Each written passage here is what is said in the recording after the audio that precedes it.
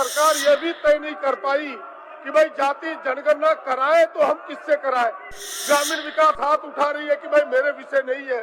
भाई ग्रामीण विकास के नाते यहाँ मंत्री जी उत्तर नहीं दिए थे। मंत्री जी ने उत्तर सरकार के प्रतिनिधि के रूप में दिया था।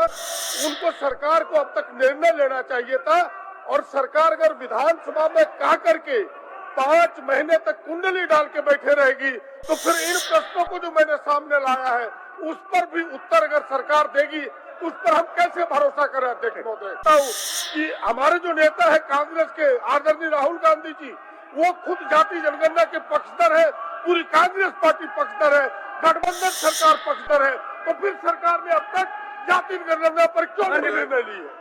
माननीय मंत्री कि जातीय जनगणना हम लोग शुरुआत करेंगे। मुझे भी खेद है कि हम लोग अभी तक 100 महीना बीत गया है, हम लोग नहीं कर पाए।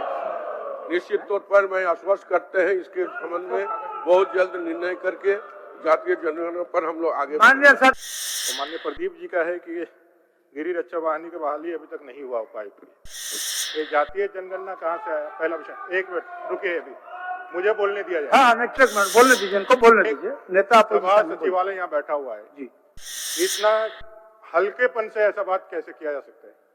मामले को जो आज सबके नौजवानों के हित में है और हमने जो प्रश्न आया है वो स्पष्ट है कि राज्य के 24 जिलों में होमगार्ड्स की बहाली होनी थी और वो होमगार्ड्स की बहाली 24 जिलों में है। सरकार ने कहा कि हमने 16 जिले में लगभग बहाली की प्रक्रिया पूर्ण की है, 8 जिलों में अभी हमने प्रारंभ भी नहीं किया है। सरकार कुछ कहे उसके पहले मैं अध्यक्ष महोदय एक प्रश्न रखना चाहता हूँ ये कि पिछले सत्र में भी सरकार ने आश्वासन दी और वो आश्वासन अध्यक्ष महोदय संबंधित था राज्य की जाति जनगणना का। सरकार सदन में आके कही कि भाई जाति जनगणना हम कराना चाहते हैं और 5 महीने में सरकार ये भी तय नहीं कर पाई कि भाई जाति जनगणना कराए तो हम किससे कराए।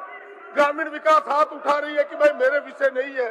भाई ग्रामीण विकास के नाते यहाँ मंत्री जी उत्तर नहीं दिए थे। मंत्री जी ने उत्तर सरकार के प्रतिनिधि के रूप में दिया था। उनको सरकार को अब तक निर्णय लेना चाहिए था और सरकार अगर विधानसभा में कह करके 5 महीने तक कुंडली डाल के बैठे रहेगी तो फिर इन प्रश्नों को जो मैंने सामने लाया है उस पर भी उत्तर अगर सरकार देगी उस पर हम कैसे भरोसा करें। अध्यक्ष महोदय और राज्य का ये सर्वोच्च सदन है, इसलिए मैं आपके सामने इस विषय को लाया हूँ। राज्य के लिए जाति जनगणना और माननीय मंत्री आलमगीर आलम साहब से तो आग्रह पूर्वक कहना चाहता हूँ कि हमारे जो नेता है कांग्रेस के आदरणीय राहुल गांधी जी वो खुद जाति जनगणना के पक्षधर है, पूरी कांग्रेस पार्टी पक्षधर है, गठबंधन सरकार पक्षधर है, तो फिर सरकार ने अब तक जाति जनगणना पर क्यों निर्णय लिए। माननीय मंत्री महोदय आज माननीय माननीय सदस्यगण हमारे विधानसभा के विषय के बारे में आइए तो ठीक रहेगा। राज्यसभा लोकसभा ये सब विषय को चल बोलो जी। आज माननीय सदस्य प्रदीप यादव जी का जो प्रश्न आया है उन्होंने खुद बताया कि 16 जिला का हुआ, रेस्ट जिला का नहीं हुआ है। निश्चित तौर पर मैं माननीय सदस्य को आश्वस्त करना चाहते हैं कि बाकी जिलाओं में भी हम लोग बहुत जल्द कर देंगे। इनके साथ साथ माननीय सदस्य ने यह बात उठाई कि सरकार की तरफ से मेरे द्वारा सदन में यह बात कही गई थी कि जातीय जनगणना हम लोग शुरुआत करेंगे। मुझे भी खेद है कि हम लोग अभी तक 100 महीना बीत गया है, हम लोग नहीं कर पाए। निश्चित तौर पर मैं आश्वस्त करते हैं इसके संबंध में बहुत जल्द निर्णय करके जातीय जनगणना पर हम लोग आगे। माननीय सदस्य धन्यवाद। माननीय सदस्य आपको आप जो आचरण कर रहे हैं आपको अच्छा लग रहा है? नहीं आपको अच्छा लग रहा है? नहीं अच्छा लग रहा है तो बोलिए। आपको अच्छा लग रहा है ऐसा करने में तो हमको आपत्ति नहीं है, आसन को कोई आपत्ति नहीं। महोदय एक मिनट संसदीय बोलिए। माननीय प्रतिपक्ष के नेता बोलेंगे तो उनका विशेषाधिकार है बोलने का, उसके लिए माननीय सदस्यों को परवी की कोई आवश्यकता नहीं है। ये आपका जानकारी का अभाव है, बड़ा मुश्किल है आप लोगों से। माननीय अध्यक्ष महोदय जी बोलिए। पहली बार इस दायित्व के साथ आपके समक्ष कुछ बोल रहा हूँ। एक तो यह है कि अभी हम लोग अल्पसूचित प्रश्न ले रहे हैं जी। तो अभी गिरिह रक्षा वाहिनी का प्रश्न है जो पहला है, ये जातीय जनगणना कहाँ से बात हो रही है समझ नहीं आ रहा है इसमें। ये पहला प्रश्न जो है इसमें जो लगा हुआ है जो बिजनेस में, वो माननीय प्रदीप जी का है कि गिरिह रक्षा वाहिनी की बहाली अभी तक नहीं हुआ उपायुक्त। ये जातीय जनगणना कहाँ से आया, पहला विषय। एक मिनट रुकिए, अभी मुझे बोलने दिया जाए। हाँ नहीं, ठीक ठीक ठीक बोला, ठीक बोला। यह पूरी तरह से इस सदन को, महोदय, इस पूरे सदन को राजनीतिक एजेंडे के स्थापन के लिए इस्तेमाल करना बिल्कुल सही नहीं है। बिल्कुल। आप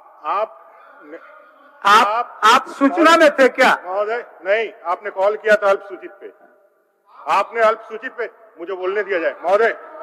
क्रॉस हमको नहीं करना है, हमको जो बोलना है बोलने दिया जाए, मेरे अधिकार को। एक मिनट बोलने दीजिए, इनको बोलने दीजिए। नेता सभा सचिवालय यहाँ बैठा हुआ है जी।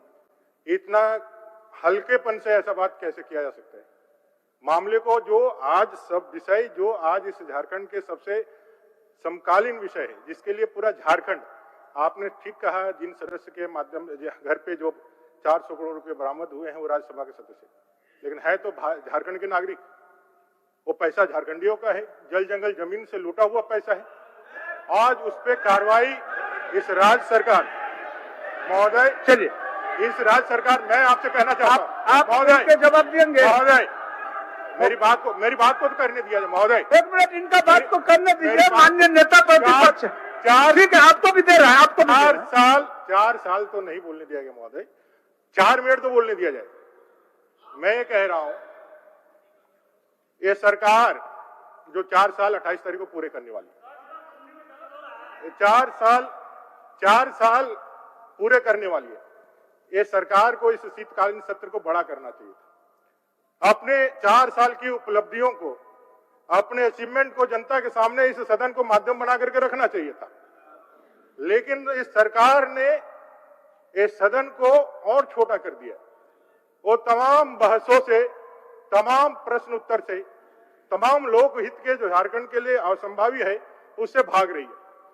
ये चाहती तो इसको अच्छे तरह से उपयोग कर सकती थी, लेकिन महोदय आज झारखंड जिस जगह पे खड़ा है, एक संवैधानिक संकट इस झारखंड सरकार में पहुंच गया। ये संवैधानिक संकट है महोदय, कोई कानून व्यवस्था का संधारण नहीं हो रहा है। मुख्यमंत्री जैसे पद को ग्रहण करने वाला व्यक्ति, जो पद और गोपनीयता की शपथ लिए हुए हैं, जो कानून की रक्षा करने का शपथ खाए हुए हैं, वो एक एजेंसी के जिस तरह से सम्मान को दरकिनार करके वो अवहेलना कर रहे हैं, एक कोई अच्छा उदाहरण प्रस्तुत नहीं हो रहा महोदय। बोलने दिया मैंने, सुन लीजिए महोदय। मान्य नेताजी, मान्य नेता प्रतिपक्ष, आपने कई विषय को रख लिया। मेरी बातों को, एक विषय के बाद एक विषय रखने का अवसर आपको मैंने दिया। आप बंद करिए। मैं इसलिए, चूंकि अमर जी आगे बढ़ने दीजिए, आगे बढ़ने दीजिए। मैं ये कहना चाहता हूँ महोदय जी, हमारे आगे बढ़ने दीजिए, आगे बढ़ने दीजिए। कंक्लूड करें। माननीय सदस्यों ने कार्य स्थगन के माध्यम से बहुत ही ज्वलंत मुद्दों को लाया है, पहले उनको सुना जाए और ठीक है, उसको सुनेंगे। सरकार जो अवैधानिक स्थिति है, संवैधानिक जो परिस्थितियां यहाँ खड़ी हुई है, जहाँ लॉ एंड ऑर्डर का सिचुएशन खड़ा हुआ है, जहाँ मुख्यमंत्री जी के माध्यम से लोगों को अपील किया जा रहा है कि आप हर चीज के लिए तैयार रहें, ये जो अराजकता का स्थिति जो फैला हुआ है, इसके लिए सरकार से हम ये चाहते हैं कि बहस कराएं। सेकंड पाली खाली है महोदय, सरकार ये बहस कराए। क्यों नहीं सरकार को इस्तीफा देना चाहिए, इस पे बहस कराए। हम लोग भी बहस के तैयार है, और इसको क्यों नहीं इस्तीफा देना चाहिए महोदय। और इसको क्लियर करिए महोदय कि भाई आप पूछिए, अपना प्रश्न पूछिए। आपका प्रश्न पूछिए, प्रदीप जी प्रश्न पूछिए। मेरा प्रश्न सीधा था अध्यक्ष महोदय, हमने ये कहा कि पहले आश्वासन पर सरकार ने यदि जवाब नहीं दिया तो आप कैसे सरकार पर माने? हम तो उनको हेल्प भी कर रहे थे। अध्यक्ष महोदय, मेरा प्रश्न सीधा है, मेरा प्रश्न सीधा है कि ये जो बात माननीय विपक्ष के नेता, विपक्ष के नेता जिस आरोपों को यहाँ पर उठाने की काम किया है, मैं कहते हैं कि सत्ता पद जो है यहाँ पर राजनीतिकरण कर रहे हैं।